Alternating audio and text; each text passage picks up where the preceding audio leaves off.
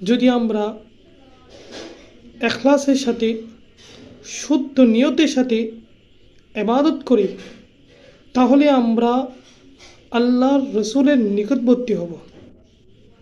আল্লাহর রসুলের নিকটবর্তী হওয়ার অন্যতম মাধ্যম হচ্ছে ইখলাসের সাথে শুদ্ধ নিয়তের সাথে ইবাদত করা। এই প্রসঙ্গে একটা হাদিস শরীফে এসেছে, আন উমর ইবনে খাত্তাব রাদিয়াল্লাহু তাআলা আনহু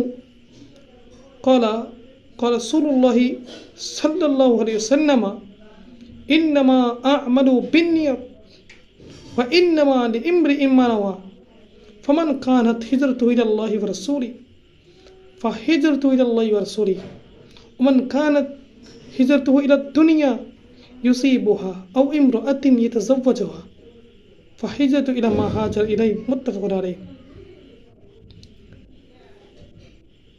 হযরত ওমর রাদিয়াল্লাহু তাআলা আনহু থেকে বর্ণিত, তিনি বলেন আল্লাহ রাসূল সাল্লাল্লাহু আলাইহি ওয়াসাল্লাম ইরশাদ করেছেন, ইন্নামা আমালু বিন্নিয়াত, নিশ্চয় সব কাজ নিয়তের উপর নির্ভরশীল। প্রতিটি কাজ নিয়ত অনুযায়ী হয়ে থাকে। যে ব্যক্তি আল্লাহ তার রসুলের সন্তুষ্টির জন্য হিজরত করল,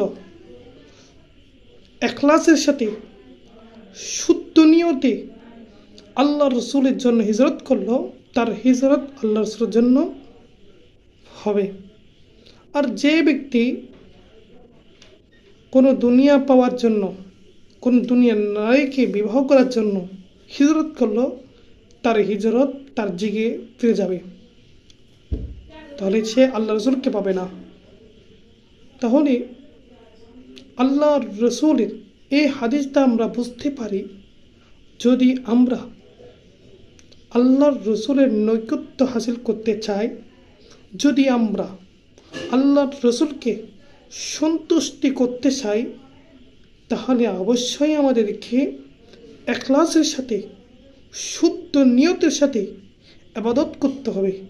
যদি আমরা ইখলাসের সাথে শুদ্ধ নিয়তের সাথে ইবাদত করি, কোরআন তেলাওয়াত করি, মিলাদ কিয়াম করি, তাহলে আমরা আল্লাহ রসুলের নিকটবর্তী হব, আল্লাহ রসুলকে সন্তুষ্টি করতে পারব, আল্লাহ রসুলের দিদার নসিব আমাদের হবে।